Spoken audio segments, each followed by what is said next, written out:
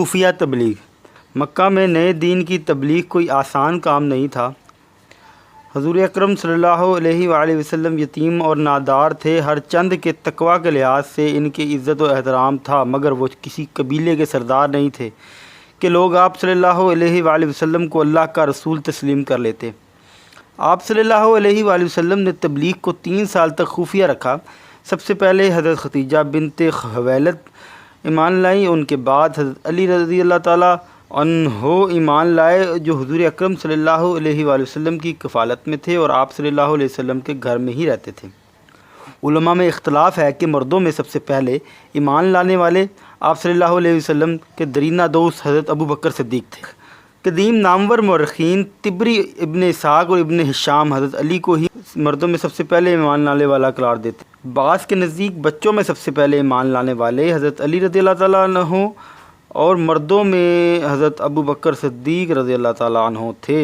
حضرت علی سے روایت ہے، میں آپ صلی اللہ علیہ وسلم کے پیچھے اس طرح چلتا تھا جیسے ناکا کا بچہ اپنی ماں کے پیچھے چلتا ہے۔ آپ صلی اللہ علیہ وآلہ وسلم ہر دن ہمارے لیے اخلاق سے ایک مینار نور بلند کرتے تھے۔ میں نبوت کی روشنی اپنی آنکھ سے دیکھتا تھا اور رسالت کی خوشبو سونگھتا تھا۔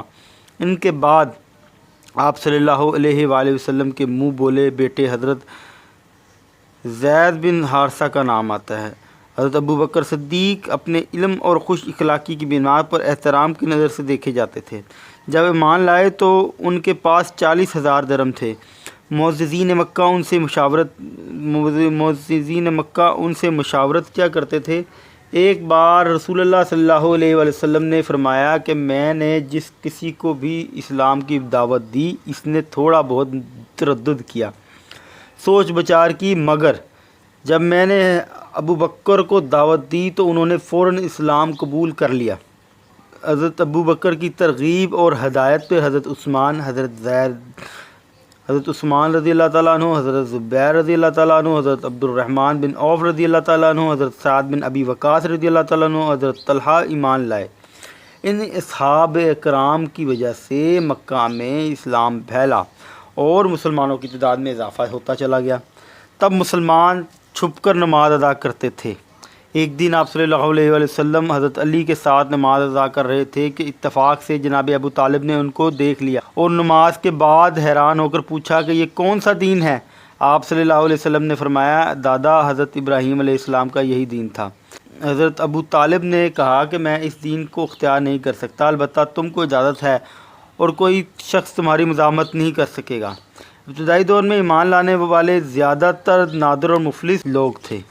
اللہ تعالیٰ نے اپنے رسول اللہ صلی اللہ علیہ وآلہ وسلم کو تبلیغ کا حکم ان الفاظ میں دیا، اے نبی صلی اللہ علیہ وسلم، اپنے رب کے راستے کی طرف دعوت و حکمت عمدہ نصیحت کے ساتھ دیجیے۔ حضور اکرم صلی اللہ علیہ وآلہ وسلم نے اللہ کے حکم کے مطابق تبلیغ کا آغاز بڑی دانائی، پرتاثیر لہجے کے ساتھ موقع، محل اور زمینی حقائق کے مطابق کیا۔ آپ صلی اللہ علیہ وسلم کی نصیحت میں عمدگی، دل سوزی اور خیر خواہی ہوتی۔ آپ صلی اللہ علیہ وسلم کے انداز سے ظاہر ہوتا تھا کہ آپ صلی اللہ علیہ وسلم پورے خلوص اور تڑپ کے ساتھ لوگوں کو اسلام کی دعوت دے رہے ہیں، جس کا مقصد لوگوں کی بھلائی ہے۔ آپ نے تبلیغ کے دوران نرم مزاجی اور اعلیٰ اخلاق کا بہترین نمونہ پیش کیا۔ آپ صلی اللہ علیہ وسلم کے مثالی انداز تبلیغ سے لوگ اسلام کی جانب مائل ہونے لگے۔ اسلام کی اشاعت تشدد اور انتہا پسندی سے بلکہ اخلاق اور نرمی سے ہوئی۔ ایک مرتبہ رسول اللہ صلی اللہ علیہ وسلم کی مجلس میں مکہ کے چند سردار بیٹھے ہوئے تھے کہ حضور اکرم صلی اللہ علیہ وآلہ وسلم ان کو اسلام قبول کرنے میں مادہ کرنے کی کوشش فرما رہے تھے۔ اتنے میں عبداللہ بن مکتوم رضی اللہ تعالیٰ عنہ نامی ایک نابینا آپ صلی اللہ علیہ وسلم کی خدمت میں حاضر ہوئے اور آپ صلی اللہ علیہ وسلم سے اسلام کے بارے میں سوال پوچھنا چاہا۔ آپ کو ان کی مداخلت ناگواز گزری اور آپ نے ان سے بے رخی برتی اور اس پہ اللہ تعالیٰ کی طرف سے آیت نازل ہوئی۔ تش رو ہوا اور بے رخی برتی اس بات پر کہ وہ اندھا اس کے پاس آ گیا۔ اے نبی صلی اللہ علیہ وآلہ وسلم، تمہیں کیا خبر شاید کہ وہ سدھر جائے یا نصیحت پر دھیان دے اور نصیحت کرنا اس کے لیے نافع ہو۔ جو شخص بے پرواہی برتتا ہے تم ان کی طرف توجہ کرتے ہو، حالانکہ وہ نہ سدھرے تو تم پر اس کی کیا ذمہ داری ہے؟ جو خود تمہارے پاس دوڑ آتا ہے اور ڈر رہا ہوتا ہے، اس سے تم بے رخی برتتے ہو، ہرگز نہیں، یہ تو ایک نصیحت ہے، جس کو جی چاہے اسے قبول کرے۔ جب ایک داعی اپنی دعوت کا آغاز کرنے لگتا ہے تو اس کی فطری رجحان بااثر لوگوں کی جانب ہوتا ہے تاکہ وہ دعوت قبول کر لیں اور کام آسان ہو جائے۔ رسول اللہ صلی اللہ علیہ وسلم کا مقصد ہرگز بڑے کی عزت اور دانا کی تحقیر نہ تھا، البتہ اللہ تعالیٰ نے اپنے رسول صلی اللہ علیہ وسلم کی رہنمائی کی کہ دعوت کے نقطہ نظر سے ہر وہ انسان اہمیت رکھتا ہے جو طالب حق ہو، چاہے وہ کیسا ہی کمزور، بے اثر اور معذور ہو، اور ہر وہ شخص غیر اہم ہے جو حق سے بے نیازی برتے، خواہ وہ معاشرے میں کتنا ہی با مقام رکھتا ہو۔ اللہ تعالیٰ نے ایک آیت میں حضور اکرم صلی اللہ علیہ وسلم کی نرم مزاجی کی تعریف فرمائی، اے پیغمبر، یہ اللہ کی بڑی رحمت ہے کہ تم ان لوگوں کے لیے بہت نرم مزاج واقع ہوئے ہو، وگرنہ اگر کہیں تم تند خوں اور سنگ دل ہوتے تو یہ سب تمہارے گرد و پیش سے چھٹ جاتے۔ ایک روایت کے مطابق ایک دفعہ ایک بوڑھا شخص حضور صلی اللہ علیہ وسلم کی خدمت میں حاضر ہوا جو سخت مزاج اور چڑچڑا تھا اور لوگ اسے قریب نہیں آنے دیتے تھے۔ آپ صلی اللہ علیہ وسلم نے اس سے بڑی نرمی اور محبت سے گفتگو فرمائی۔ جب وہ چلا گیا تو حضرت عائشہ نے تعجب سے پوچھا کہ لوگ اسے اچھا نہیں سمجھتے، مگر آپ صلی اللہ علیہ وسلم نے بڑی محبت سے گفتگو فرمائی۔ آپ صلی اللہ علیہ وسلم نے فرمایا، عائشہ، قیامت کے دن اللہ کے نزدیک وہ شخص بہت برا ہوگا جس کو لوگ اس کی سخت کلامی کی وجہ سے چھوڑ گئے ہوں۔ تبلیغ کے دوران اللہ تعالیٰ اپنے رسول اللہ صلی اللہ علیہ وسلم کی رہنمائی فرماتے اور باور کرواتے کہ آپ صلی اللہ علیہ وسلم کی ذمہ داری اللہ کا پیغام لوگوں تک اعتدال پر مبنی لہجے اور انداز میں پہنچانا ہے۔ آپ صلی اللہ علیہ وآلہ وسلم اللہ کے رسول ہیں، لوگوں کے اعمال کے ذمہ دار نہیں ہیں۔ اے محمد، میرے بندوں سے کہہ دو کہ زبان سے وہ بات نکالا کریں جو بہترین ہو۔ دراصل شیطان ہے جو انسانوں کے درمیان فساد ڈلوانے کی کوشش کرتا ہے۔ حقیقت یہ ہے کہ شیطان انسان کا کھلم کھلا دشمن ہے۔ تمہارا رب تمہارے حال سے زیادہ واقف ہے، وہ چاہے تو تم پر رحم کرے اور چاہے تو تمہیں عذاب دے۔ نبی صلی اللہ علیہ وسلم، ہم نے تم کو دروغہ کی طرح ان کے امور کا ذمہ دار بنا کر نہیں بھیجا۔ اے نبی صلی اللہ علیہ وسلم، اس وحی کی پیروی کیے جاؤ جو تم پر تمہارے رب کی جانب سے نازل ہوئی، اس کے سوا کوئی اور خدا نہیں۔ مشرکین کے پیچھے نہ پڑو، اگر اللہ کی مشیت یہ ہوتی کہ یہ لوگ شرک نہ کریں تو یہ شرک نہ کرتے۔ تم کو ہم نے ان پر پاسبان مقرر نہیں کیا ہے، نہ تم ان کے امور کے ذمہ دار ہو۔ اعلانیہ تبلیغ۔ جب دین کی تبلیغ کا ابتدائی کام مکمل ہو گیا اور حوصلہ افزا تعداد میں مرد اور عورتیں ایمان لے آئے تو اللہ تعالیٰ نے آپ صلی اللہ علیہ وسلم کو اعلانیہ تبلیغ کا حکم دیا۔ اے رسول، آپ کو حکم کیا گیا ہے، اس کے ساتھ آپ حق اور باطل کا فرق بیان کیجیے اور مشرکوں کی تکذیب کی کچھ پرواہ مت کیجیے، اور اپنے اقربا کو عذاب الہی سے ڈراتے رہیے۔ جو مومن آپ صلی اللہ علیہ وآلہ وسلم کے پیرو ہو گئے ہیں ان کے ساتھ نرمی کیجیے اور کہہ دیجیے کہ میں عذاب الہی سے ڈرانے والا ہوں۔ اے نبی، اپنے رب کے راستے کی طرف دعوت دیجیے حکم اور عمدہ نصیحت کے ساتھ، اور لوگوں سے مباحثہ کرو ویسے طریقے پر جو وہ بہترین ہوں۔ اللہ کے حکم کے مطابق آپ صلی اللہ علیہ وسلم مکہ کے ایک پہاڑ صفا پر گئے اور مکہ کے قبائل کو پکارا۔ جب سب لوگ جمع ہو گئے تو آپ صلی اللہ علیہ وسلم نے پوچھا، اے لوگو، اگر میں تمہیں کہوں کہ پہاڑ کے پیچھے دشمن کا ایک لشکر ہے جو تم پر حملہ کرنے والا ہے تو تم میری اس بات کو سچ مان لو گے؟ سب نے کہا، سچ مان لیں گے، کیونکہ آپ صلی اللہ علیہ وسلم صادق اور امین ہیں۔ آپ صلی اللہ علیہ وسلم نے فرمایا، میں تمہیں ایک سخت عذاب کے آنے سے پہلے خبردار کرنے کے لیے بھیجا گیا ہوں۔ تم سب اپنی اپنی جانوں کو اس عذاب سے بچانے کی فکر کرو۔ اللہ کے حضور میں تمہارے کسی کام نہ آ سکوں گا۔ اس روز میرے رشتہ دار صرف متقی لوگ ہوں گے، اور میرا اور تمہارا خون کا رشتہ ہے، اس لیے اس دنیا میں تمہارے ساتھ ہر طرح کی صلہ رحمی کروں گا۔ اگر تم لا الہ الا اللہ کے قائل ہو جاؤ تو میں رب کے ہاں تمہاری گواہی دوں گا۔ اس مجمع میں ابو لہب بھی موجود تھا۔ اس نے دین کا پیغام سننے کے بعد کہا، نعوذ باللہ، تو سارے دن غارت ہو، تو نے ہمیں اسی لیے یہاں بلایا تھا۔ سب لوگ مشتعل ہو کر منتشر ہو گئے۔ صداقت اور امانت ہی وہ طاقت طاقتور بنیادیں تھیں جن پر اسلام کی عمارت اٹھائی گئی۔ اللہ تعالیٰ نے وحی نازل فرمائی، اے پیغمبر، ابو لہب خود ہی ہمیشہ کے لیے تباہ ہو گیا، اس کا مال اور کوشش اس کے کام نہ آئیں گی۔ عنقریب اسے ایسی آگ سے دوچار ہونا ہے جس کے شعلے اسے بھسم کر دیں گے۔ حضور اکرم صلی اللہ علیہ وآلہ وسلم نے اپنے عزیز و اقارب کو کھانے کی دعوت دی۔ 45 افراد آپ صلی اللہ علیہ وسلم کی دعوت میں شریک ہوئے۔ ابو لہب جانتا تھا کہ آپ صلی اللہ علیہ وسلم دین الہی کی تبلیغ کریں گے، لہذا اس نے آپ صلی اللہ علیہ وسلم کی بات سننے سے پہلے ہی بولنا شروع کر دیا اور کہنے لگا، یہاں آپ کے چچا اور چچا زاد بھائی ہیں، آپ جو کچھ کہنا چاہتے ہیں کہیں، لیکن یہ بات نہ بھولیے کہ آپ کی قوم کی اتنی قوت نہیں ہے کہ وہ سارے عرب کا مقابلہ کر سکیں۔ مناسب تو یہ ہے کہ جو کام آپ نے شروع کیا ہے، آپ کے قبیلے کے لوگ اور قریبی رشتہ دار آپ کو اس سے روک دیں۔ یہ ان کے لیے آسان ہے، بجائے اس کے کہ قریش کے سارے خاندان آپ کے خلاف متحد ہو کر مقابلے کے لیے کھڑے ہو جائیں اور عرب کے سارے لوگ ان کی تائید کر رہے ہوں۔ اے میرے بھتیجے، کوئی آدمی ایسا فتنہ فساد کا پیغام لے کر اپنی قوم کے پاس نہیں آیا جس فتنہ فساد کا پیغام لے کر آپ آئے ہیں۔ ابو لہب کی اس گفتگو کے بعد آپ صلی اللہ علیہ وسلم نے دانائی کا مظاہرہ کیا اور خاموش رہے، اور چند روز کے بعد آپ صلی اللہ علیہ وسلم نے اپنے عزیز و اقارب کو دوبارہ کھانے کی دعوت دی۔ آپ صلی اللہ علیہ وسلم کی پھوپھیوں نے مشورہ دیا کہ ابو لہب کو دعوت میں شریک نہ کیا جائے۔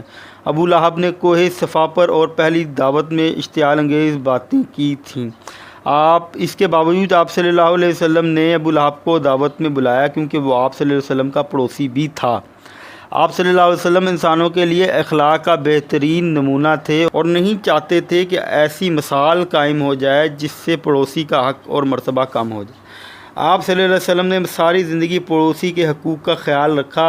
حضرت عائشہ رضی اللہ تعالیٰ عنہا سے روایت ہے کہ رسول اللہ صلی اللہ علیہ وسلم نے فرمایا کہ جبرائیل علیہ السلام پڑوسی کے حق میں مجھے اللہ تعالیٰ کی طرف سے برابر وصیت اور تاکید کرتے رہے، یہاں تک کہ میں خیال کرنے لگا کہ وہ اس کو وارث قرار دے دیں گے۔ دوسری دعوت میں آپ صلی اللہ علیہ وسلم نے اپنے رب کے حکم کے مطابق دین اسلام کا پیغام دیتے ہوئے فرمایا، سب تعریفیں اللہ تعالیٰ کے لیے، میں اسی کی حمد کرتا ہوں اور اسی سے مدد طلب کرتا ہوں اور اس پر ایمان لایا ہوں اور اسی پر توکل کرتا ہوں، اور میں گواہی دیتا ہوں کہ کوئی عبادت کے لائق نہیں۔ قافلے کا پیشوا اپنے قافلے والوں سے جھوٹ نہیں بولتا۔ فرض کریں اگر میں دوسرے لوگوں سے جھوٹ بولوں مگر تم سے جھوٹ نہیں بول سکتا، اس ذات کی قسم جس کے سوا اور کوئی معبود نہیں، میں اللہ کا رسول ہوں، تمہاری طرف بالخصوص اور ساری انسانیت کی طرف بالعموم بھیجا گیا ہوں۔ خدا کی قسم تمہیں موت اس طرح آئے گی جس طرح تمہیں نیند آتی ہے، اور قبروں سے زندہ یوں اٹھائے جاؤ گے جیسے تم خواب سے بیدار ہوئے، اور تم جو عمل کرتے ہو اس کا حساب ہوگا۔ تمہارے اچھے اعمال کی اچھی جزا اور برے کاموں کی بری جزا تمہیں دی جائے گی۔ ٹھکانہ ابدی جنت ہے یا ابدی جہنم۔ اے خدا کی قسم، اے فرزندان عبد المطلب، میں کسی ایسے نوجوان کو نہیں جانتا جو اس چیز سے بہتر اپنی قوموں کے پاس لے کر آیا ہو جو میں لے کر آیا ہوں۔ میں تمہارے پاس دنیا اور آخرت کی فلاح لے کر آیا ہوں۔ حضور اکرم صلی اللہ علیہ وآلہ وسلم کے اس خطاب کے بعد ابو لہب نے ایک بار پھر وہی باتیں دہرائیں جو اس نے پہلی دعوت میں کہی تھی، مگر اس بار آپ صلی اللہ علیہ وسلم کے عزیز و اقارب ابو لہب کی باتوں سے زیادہ متاثر نہ ہوئے، اور 13 برس کے کم سن علی نے کہا، اگرچہ میں آشوب چشم میں مبتلا ہوں، میری ٹانگیں پتلی ہیں، لیکن میں آپ صلی اللہ علیہ وسلم کا ساتھ دوں گا۔ جناب ابو طالب نے کہا، خدا کی قسم جب تک ہمارے جسم میں جان ہے ہم اپنے بھتیجے کا دفاع اور حفاظت کریں گے۔ حضور اکرم صلی اللہ علیہ وسلم نے تبلیغ کے دوران صبر، تحمل اور برداشت کا مظاہرہ کیا۔ ارشاد ربانی، اے ایمان والو، صبر کرو، ایک دوسرے کو صبر کی تلقین کرو اور دشمن کے سامنے جمے رہو اور اللہ تعالیٰ سے ڈرو تاکہ تم کامیاب ہو جاؤ۔ حج کے موقع پر عرب کے مختلف علاقوں کے افراد حج کے لیے مکہ آتے تھے۔ حضور اکرم صلی اللہ علیہ وسلم نے موقع سے فائدہ اٹھاتے ہوئے مختلف قبائل کو اسلام کی تبلیغ کی۔ اس طرح اسلام کا پیغام پورے عرب میں پھیل گیا اور اہل عرب حضور اکرم صلی اللہ علیہ وآلہ وسلم کی نبوت اور اللہ کے فرمان کے بارے میں غور و فکر کرنے لگے۔ مکہ کا ایک رکانہ نامی پہلوان اس قدر طاقتور تھا کہ چمڑے پر کھڑا ہوتا اور لوگ چمڑا کھینچتے تو چمڑا پھٹ جاتا مگر اس کے قدموں کے نیچے سے نہ نکلتا۔ اس نے اسلام لانے کے لیے حضور اکرم کو کشتی لڑنے کی دعوت دی اور کہا کہ اگر وہ کشتی ہار گیا تو اسلام قبول کرنے کے ساتھ اپنی 1/3 بکریاں بھی دے گا۔ حضور اکرم صلی اللہ علیہ وسلم نے اسے 3 بار زمین پر پٹک دیا اور اس کی ساری بکریاں بھی لے لی۔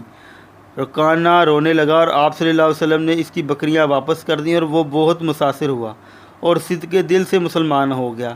آپ صلی اللہ علیہ وسلم نے اسلام کی تبلیغ کے لیے ہر طریقہ اختیار کیا۔ ایک بار ایک شخص نے رسول اکرم صلی اللہ علیہ وسلم کی خدمت میں عرض کی کہ مجھے کوئی نصیحت فرمائے۔ آپ صلی اللہ علیہ وسلم نے اسے ہر بار یہ جواب دیا کہ غصہ نہ کرو۔ پہلوان وہ نہیں جو لوگوں کو کشتی میں پچھاڑ دے، بلکہ پہلوان وہ ہے جو غصے کے وقت اپنے نفس پر قابو رکھے۔ سماجی دباؤ۔ قریش کے افراد رفتہ رفتہ اسلام کی جانب مائل ہونے لگے تو قریش کے سرداروں کو فکر لاحق ہوئی، انہیں اپنے آباء و اجداد کا مذہب خطرے میں نظر آیا۔ عرب روایت کے مطابق جب تک کوئی شخص کسی قبیلے کی پناہ میں ہوتا ہے اس کے خلاف کسی قسم کی تادیبی کارروائی نہیں کی جا سکتی تھی۔ آپ صلی اللہ علیہ وسلم چونکہ جناب ابو طالب کی سرپرستی میں تھے، لہذا قریش کے ممتاز افراد پر مشتمل ایک وفد بشمول ابو جہل اور ابو سفیان نے جناب ابو طالب سے ملاقات کی اور ان سے کہا، اے ابو طالب، آپ کا بھتیجا ہمارے خداؤں کو برا بھلا کہتا ہے اور ہمارے مذہب کے عیب نکالتا ہے، ہمیں بے وقوف اور ہمارے آباء و اجداد کو گمراہ کہتا ہے، یا تو آپ اسے روک لیں یا درمیان سے ہٹ جائیں، ہم خود اسے روک لیں گے۔ جناب ابو طالب نے ان کو نرمی سے جواب دیا اور بڑی خوبصورتی سے ٹال دیا۔ حضور اکرم صلی اللہ علیہ وسلم نے اپنی تبلیغ کا کام جاری رکھا۔ قریش کے سرداروں کا رویہ بھی جارحانہ ہوتا گیا اور وہ آپ صلی اللہ علیہ وسلم کے خلاف سازشوں میں مصروف ہو گئے۔ سرداروں نے جناب ابو طالب رضی اللہ تعالیٰ عنہ سے ایک اور ملاقات کی اور اس بار ذرا ترش لہجے میں بات کی۔ اے ابو طالب، ہم نے پہلے بھی آپ سے گزارش کی تھی کہ اپنے بھتیجے کو روک لیں، یہ ہمیں احمق اور بے وقوف کہتا ہے اور ہمارے خداؤں کی عیب جوئی کرتا ہے۔ اب ہمارے صبر کا پیمانہ لبریز ہو گیا ہے، اگر وہ باز نہ آیا تو ہم آپ دونوں کے خلاف جنگ کریں گے جب تک ہم میں سے ایک فریق فنا نہ ہو جائے۔ جناب ابو طالب کو اس کھلے چیلنج کے بعد تشویش لاحق ہوئی۔ وہ نہیں چاہتے تھے کہ حضور اکرم صلی اللہ علیہ وسلم کو قریش کے رحم و کرم پر چھوڑ دیں۔ انہوں نے آپ صلی اللہ علیہ وسلم کو قریش کی دھمکیوں سے آگاہ کیا اور کہا کہ مجھ پر اتنا بوجھ نہ ڈالو جسے اٹھانے کی مجھ میں ہمت نہ ہو۔ آپ صلی اللہ علیہ وسلم کو خیال گزرا کہ شاید جناب ابو طالب ان کی مدد اور تعاون سے دستکش ہونے والے ہیں۔ آپ صلی اللہ علیہ وسلم نے بڑے سکون اور اعتماد سے جواب دیا، اے میرے چچا، اگر وہ سورج کو میرے دائیں ہاتھ میں رکھ دیں اور چاند کو میرے بائیں ہاتھ میں اور یہ توقع کریں کہ میں دعوت حق کو ترک کر دوں گا تو یہ ناممکن ہے۔ یا تو اللہ تعالیٰ اس دین کو غلبہ دے گا یا میں اس کے لیے جان دے دوں گا، اس وقت تک میں اس کام کو چھوڑنے کے لیے تیار نہیں۔ حضور اکرم صلی اللہ علیہ وسلم کی آنکھوں سے آنسو مڑ آئے اور وہ اپنے چچا کے کمرے سے باہر نکل آئے۔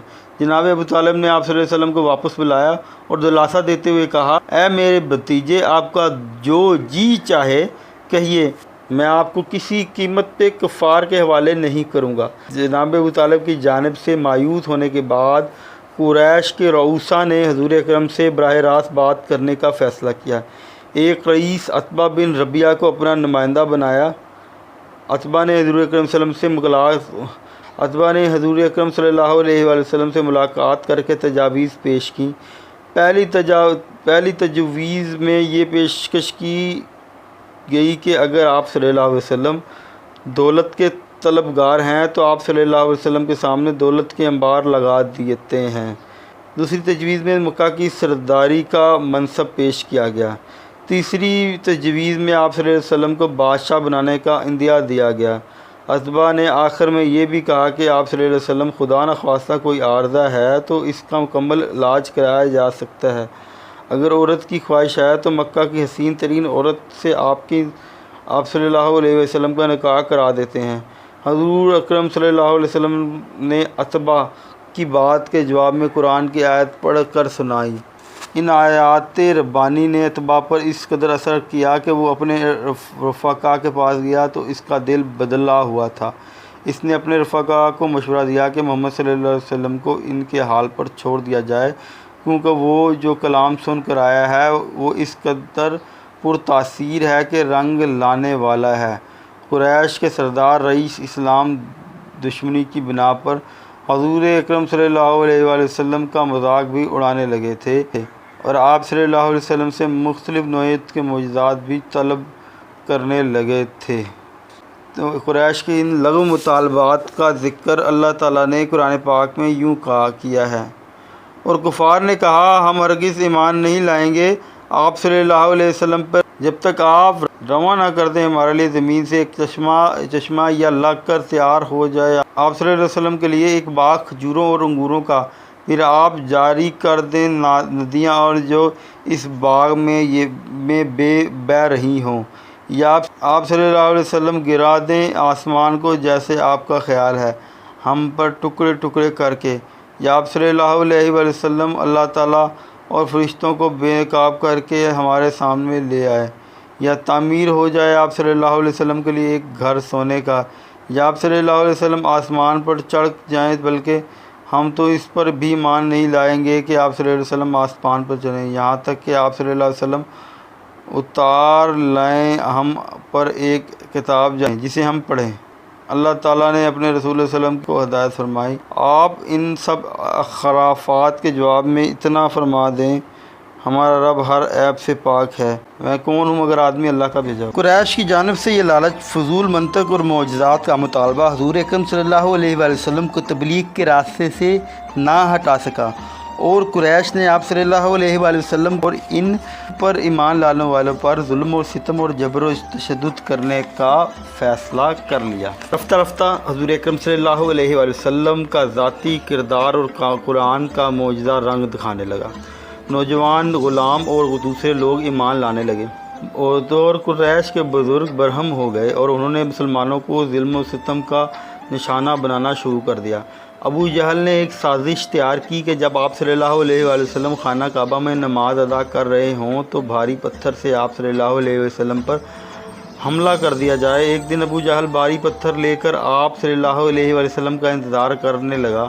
جب آپ صلی اللہ علیہ وسلم نماز پڑھنے لگے اور سجدے میں گئے تو ابو جہل پتھر لے کر آپ صلی اللہ علیہ وسلم کے قریب گیا۔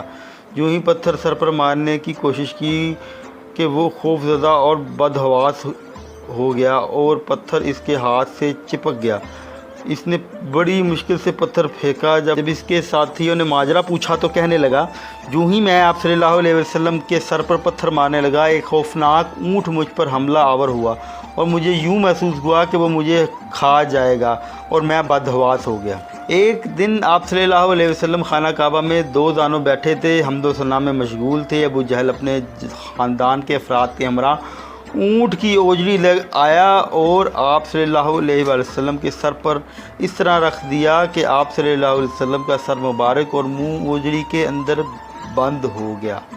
ابو جہل نے اوجری کا منہ آپ صلی اللہ علیہ وسلم کی گردن کے ساتھ بوری کی طرح باندھ دیا۔ آپ صلی اللہ علیہ وسلم کا دم گھٹنے لگا۔ خانہ کعبہ میں موجود سنگ دل قریش یہ تماشا دیکھتے رہے۔ ابو جہل کے خوف سے آپ صلی اللہ علیہ وسلم کی مدد سے گریز کرتے رہے۔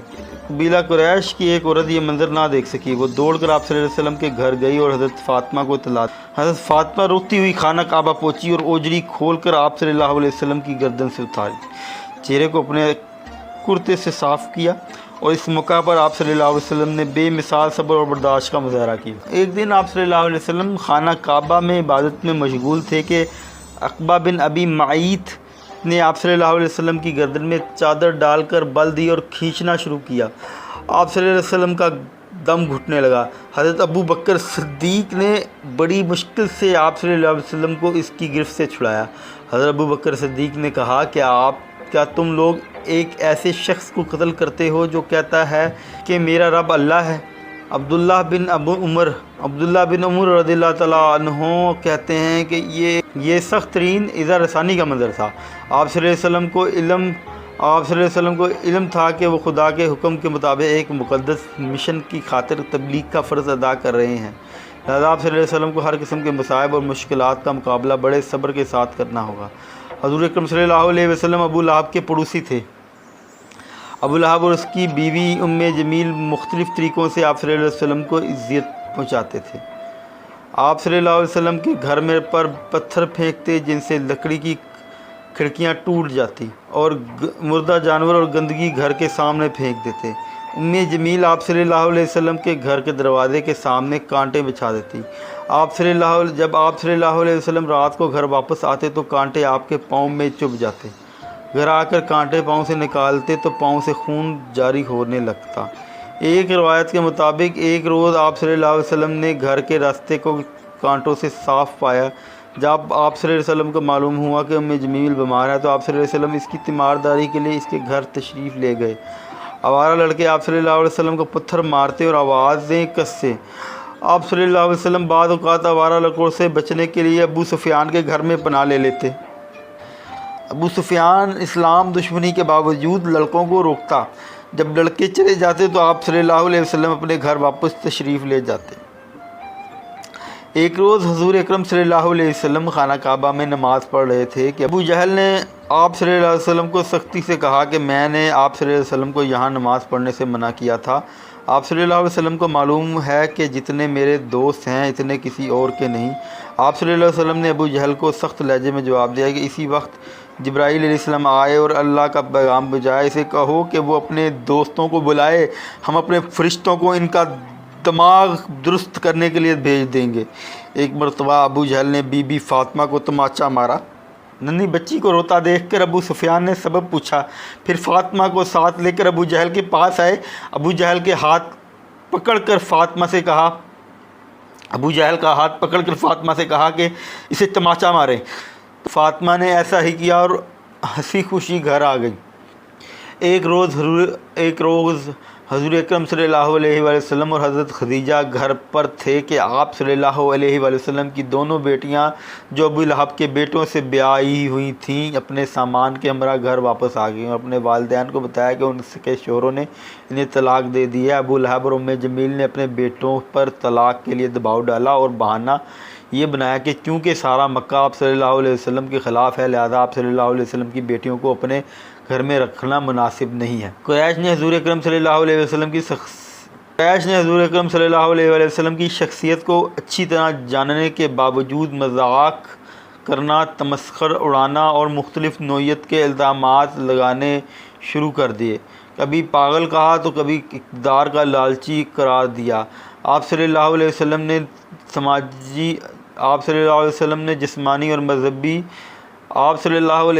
جسمانی اور ذہنی اذیت سے عاجز آ کر ایک دن اپنے رب کو پکار کر کہا، خداوند تو جانتا ہے یہ وہ لوگ نہیں ہیں جو تیرے دین کو قبول کریں۔ اس حرف شکایت کے بعد جبرائیل علیہ السلام تشریف لائے اور سورہ حجر کی آیت تلاوت کی، پس اے نبی جس چیز کا تمہیں حکم دیا جا رہا ہے اسے ہانکے پکارے کہہ دو اور شرک کرنے والوں کی ذرا پرواہ نہ کرو۔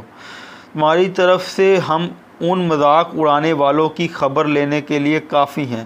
ہمیں معلوم ہے جو باتیں یہ لوگ تمہارے بارے میں بتاتے ہیں ان سے تمہارے دل کو سخت کوفت ہوتی ہے۔ حضرت بلال پر ظلم۔ حضرت بلال رضی اللہ تعالیٰ عنہ بنی جمح کے سردار امیہ کے غلام تھے۔ جب امیہ کو معلوم ہوا کہ اس کے حبشی غلام نے اسلام قبول کر لیا ہے تو وہ طیش میں آ گیا اور بلال کو قید کر دیا۔ رات دن بھوکا پیاسا رکھنے کے بعد پوچھا کہ تم لات و عزا پر ایمان لاتے ہو کہ نہیں؟ بلال رضی اللہ تعالیٰ عنہ نے کہا اللہ ایک ہے۔ امیہ نے بلال کو نہایت سنگ دلی سے مارا پیٹا مگر بلال احد احد پکارتے جاتے۔ امیہ مار مار کر تھک گیا تو بلال کو شدید گرمی میں تپتی ریت پر لٹا کر ان کے جسم پر بھاری پتھر رکھ دیا۔ بلال تکلیف کے باوجود احد احد پکارتے رہے۔ آوارہ لڑکے بلال رضی اللہ تعالیٰ عنہ کے گلے میں رسی باندھ کر انہیں مکہ کی گلیوں میں گھسیٹتے رہتے تاکہ دوسرے غلام عبرت پکڑیں اور اپنے آبائی دین کو ترک نہ کریں۔ جب بلال نڈھال ہو جاتے تو ان سے لات و عزا کا اقرار کرنے کے لیے کہا جاتا۔ بلال رضی اللہ تعالیٰ عنہ احد احد پکارتے۔ ایک دن حضرت ابو بکر امیہ کے گھر کے سامنے سے گزر رہے تھے تو انہوں نے بلال کو ظلم و ستم کا نشانہ بنتے دیکھا اور امیہ کو ایک نوجوان صحت مند غلام دے کر بلال کو آزاد کرا لیا۔ حضرت ابو بکر صدیق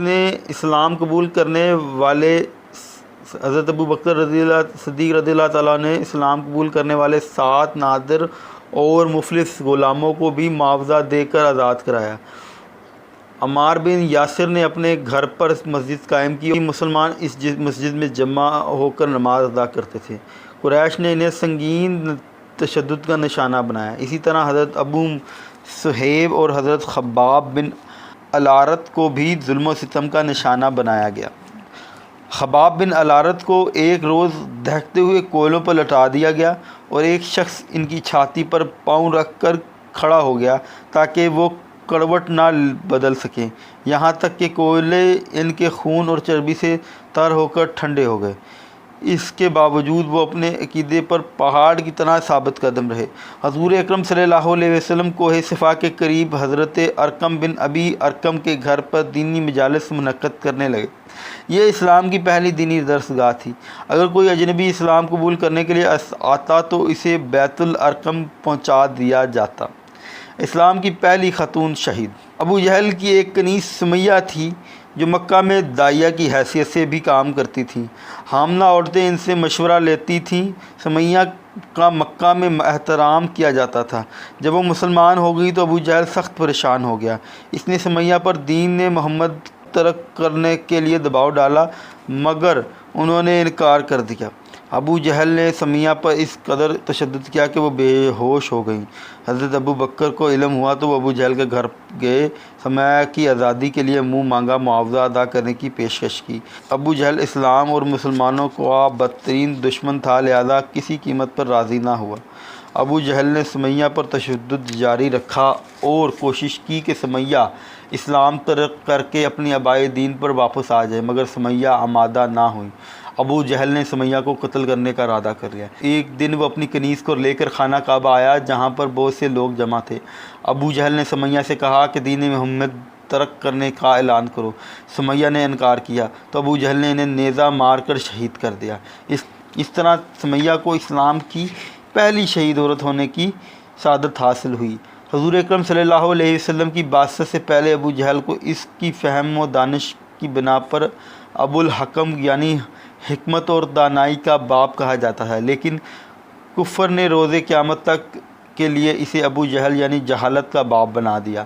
گویا آج بھی اگر کوئی شخص فہم و فراست کے باوجود خدا کی وحدانیت کا انکار کرتا ہے تو وہ جاہل مطلق ہی کہلائے گا۔ ایک دن مسلمان خانہ کعبہ میں نماز ادا کر رہے تھے۔ جب وہ سجدے میں گئے تو کفار نے ان پر حملہ کر دیا۔ کئی مسلمان زخمی ہوئے جب کہ حضرت حارث بن حالہ رضی اللہ تعالیٰ عنہ شہید ہو گئے۔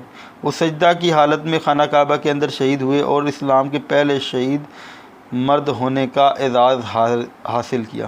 حضرت حارث بن حالہ رضی اللہ تعالیٰ عنہ حضرت خدیجہ رضی اللہ تعالیٰ عنہ کے پہلے شوہر کے بیٹے تھے۔ حضرت حمزہ کا قبول اسلام۔ ایک دن آپ صلی اللہ علیہ وسلم کے چچا حضرت حمزہ شکار سے واپس آئے تو ان کی لونڈی نے بتایا کہ آج ابو جہل نے آپ صلی اللہ علیہ وسلم کو غیر معمولی طور پر سخت اذیت پہنچائی ہے۔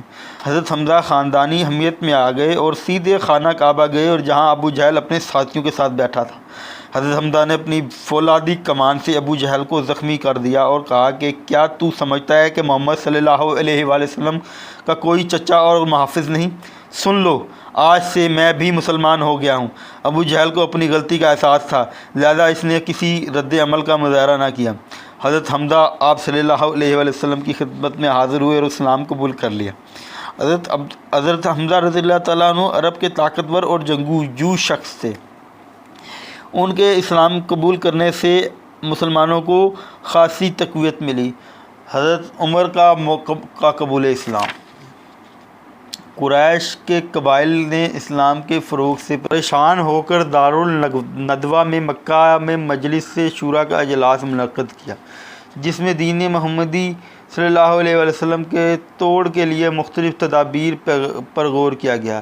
اس مجلس کے بعد حضرت عمر رضی اللہ تعالیٰ عنہ نے حضرت محمد صلی اللہ علیہ وسلم کو قتل کرنے کا اعلان کر دیا تاکہ مکہ کا سکون بحال ہو سکے۔ حضرت عمر رضی اللہ تعالیٰ عنہ بلند قامت، جذباتی اور بات کے پکے شخص تھے۔ مسلمان بیت الارقم میں جمع تھے۔ حضرت عمر نے اپنی تلوار اٹھائی اور قتل کے ارادے سے روانہ ہوئے۔ راستے میں ان کی ملاقات نعیم رضی اللہ تعالیٰ عنہ بن عبداللہ سے ہوئی جو پوشیدہ طور پر مسلمان ہو چکے تھے۔ نعیم نے پوچھا، عمر کہاں جا رہے ہو؟ عمر نے کہا، حضرت محمد صلی اللہ علیہ وسلم کو قتل کرنے کے لیے جا رہا ہوں۔ نعیم نے کہا، عمر پہلے اپنے گھر کی فکر کرو، تمہاری بہن فاطمہ بنوئی سعید بن زید مسلمان ہو چکے ہیں۔ عمر رضی اللہ تعالیٰ عنہ نے یہ خبر سن کر اپنے گھر پہنچے تو دیکھا کہ فاطمہ رضی اللہ تعالیٰ عنہ اور سعید بن زید رضی اللہ تعالیٰ عنہ حضرت خباب رضی اللہ تعالیٰ عنہ تینوں قرآن کی تلاوت کر رہے ہیں۔ عمر رضی اللہ تعالیٰ عنہ نے اپنی بہن کو تازیانے مار کر لہو لہان کر دیا اور دین محمد صلی اللہ علیہ وسلم کو ترک کرنے کا مطالبہ کیا۔ بہن نے کہا، بے شک مجھے قتل کر دو، میں اپنا دین ترک نہیں کروں گی۔ جب عمر رضی اللہ تعالیٰ عنہ اپنی بہنوئی کو مارنے کے لیے اس کی جانب بڑھے تو فاطمہ درمیان میں کھڑی ہو گئی۔ فاطمہ رضی اللہ تعالیٰ عنہ نے اپنے بھائی عمر سے کہا کہ قرآن پڑھ کر دیکھو، شاید تمہارے دل پر اثر ہو۔ عمر نے جب قرآنی آیات سنی تو ان پر اس قدر اثر ہوا کہ بلند آواز میں کہا کہ میں مسلمان ہونا چاہتا ہوں۔ عمر رضی اللہ تعالیٰ عنہ دارالارقم پہنچے اور دروازے پر دستک دی۔ ایک صحابی نے دروازے کے سوراخ سے دیکھا کہ عمر رضی اللہ تعالیٰ عنہ تلوار سے مسلح کھڑے ہیں۔ صحابی گھبرا گئے، آپ صلی اللہ علیہ وسلم کو خبر کی۔ آپ صلی اللہ علیہ وسلم نے فرمایا، دروازہ کھول دو، اللہ اس کی بھلائی چاہے گا تو اسے ہدایت دے گا۔ دو صحابی عمر رضی اللہ تعالیٰ عنہ کو بازو سے پکڑ کر آپ صلی اللہ علیہ وسلم کے پاس لے گئے۔ عمر کو چھوڑ دو، آپ صلی اللہ علیہ وسلم نے حکم دیا۔ آپ صلی اللہ علیہ وسلم نے عمر کا دامن پکڑا اور پوچھا، کس نیت سے آئے ہو؟ اسلام قبول کرنے یا رسول اللہ صلی اللہ علیہ وسلم۔ عمر نے جواب دیا، دار ارقم اللہ اکبر کے نعروں سے گونج اٹھا۔ اسلام قبول کرنے کے بعد عمر رضی اللہ تعالیٰ عنہ نے رسول خدا سے سوال کیا کہ کیا ہمارا دین سچا دین ہے؟ آپ صلی اللہ علیہ وسلم نے ہاں میں جواب دیا۔ عمر نے پوچھا، کیا قریش کا دین جھوٹا دین ہے؟ آپ صلی اللہ علیہ وسلم نے کہا، ہاں میں جواب دیا۔ عمر رضی اللہ علیہ وسلم نے کہا، جب ہم حق پر ہیں تو پھر ذلت کیوں برداشت کریں؟ چنانچہ اس روز پہلی بار مسلمان جماعت کی صورت میں حرم گئے، کھلے عام نماز ادا کی۔ ایک روایت کے مطابق حضور اکرم صلی اللہ علیہ وسلم نے اپنے رب سے دعا کی تھی کہ ابو الحکم بن ہشام، ابو جہل یا عمر بن خطاب میں سے ایک اسلام کی تقویت کا باعث بنے۔ ابن اسحاق نے حضرت عمر کا بیان روایت کیا ہے کہ ایمان لانے کے بعد میں نے رات کو غور کیا کہ اسلام کا بڑا دشمن کون ہے۔ میرے ذہن میں ابو جہل کا نام آیا اور میں نے اس کے گھر پر دستک دی۔ ابو جہل نے دروازہ کھولا اور مجھے دیکھ کر خوش آمدید کہا۔ جب میں نے بتایا کہ میں مسلمان ہو گیا ہوں تو اس نے دروازہ زور سے بند کرتے ہوئے کہا، اللہ تیرا برا کرے اور جو کچھ تو لے کر آیا ہے اس کا بھی برا کرے۔ عمر رضی اللہ تعالیٰ عنہ کی بے باکی کا اندازہ لگائیے کہ عمر کی والدہ ابو جہل کی بہن تھی، مگر انہوں نے دین کی خاطر رشتے کی کوئی پرواہ نہ کی۔ حضرت صہیب بن سنام رومی کا بیان ہے کہ حضرت عمر مسلمان ہوئے تو اسلام پردے سے باہر آ گیا۔ ہم حلقے لگا کر بیت اللہ کے گرد بیٹھتے، بیت اللہ کا طواف کیا اور جس نے ہم سے سختی کی اس سے انتقام لیا۔ حضور اکرم صلی اللہ علیہ وسلم نے مسلمانوں کو قرآن کی تعلیم دی، کئی مسلمانوں نے قرآن حفظ کر لیا۔ مسلمانوں نے آپ صلی اللہ علیہ وسلم کی رہنمائی میں ان کے نسخے بھی تیار کر لیے۔ آپ صلی اللہ علیہ وسلم خود قرآن کے لیے نسخوں کی تصحیح کرتے، رمضان میں قرآن کی تلاوت فرماتے اور صحابی اپنے نسخوں کی تصحیح کر لیتے۔ قریش دین محمد صلی اللہ علیہ وسلم کے اس لیے خلاف تھے کیونکہ یہ دین ان کے آبائی دین کو جھوٹا قرار دیتا تھا۔ مکہ چونکہ تجارتی مرکز تھا، قریش جن کا ذریعہ معاش تجارت تھا، اقتصادی بنیاد پر بھی اسلام کی مخالفت کرتے تھے۔ ان کا خیال تھا کہ اگر خانہ کعبہ سے لات، عزا اور دوسرے بت اٹھا دیے گئے تو عرب کے لوگ مکہ نہیں آئیں گے اور اس طرح ان کی تجارت بھی متاثر ہوگی۔ حضور اکرم صلی اللہ علیہ وسلم اور صحابہ نے ہر قسم کے مصائب تکالیف کو بڑے صبر اور استقامت کے ساتھ برداشت کیا۔ آپ صلی اللہ علیہ وسلم نے اسلام کی تبلیغ اور تکمیل کے دوران جس شجاعت اور بہادری کا مظاہرہ کیا، اس کی مثال انسانی تاریخ میں نہیں ملتی۔ حق گوئی، بلند ہمتی، ثابت قدمی اور خود داری، محنت اور صبر وہ خوبیاں ہیں جن کا آپ صلی اللہ علیہ وسلم نے نمونہ پیش کیا۔ اسلام کا یہ پیغام ہے کہ موت کا ایک دن متعین ہے جسے ٹالا نہیں جا سکتا، لہذا اس فانی زندگی کو اللہ کے لیے وقف کر دینا ہی مسلمان کا شیوا ہے۔ اللہ تعالیٰ اسلام کی تبلیغ کے دوران مسلمانوں کی مدد اور حوصلہ افزائی فرماتا رہا۔ ارشاد ربانی ہے، اور وہ لوگ جو سختی اور تکلیف میں اور لڑائی کے اس وقت ثابت قدم رہتے ہیں، وہی لوگ سچے اور متقی ہیں۔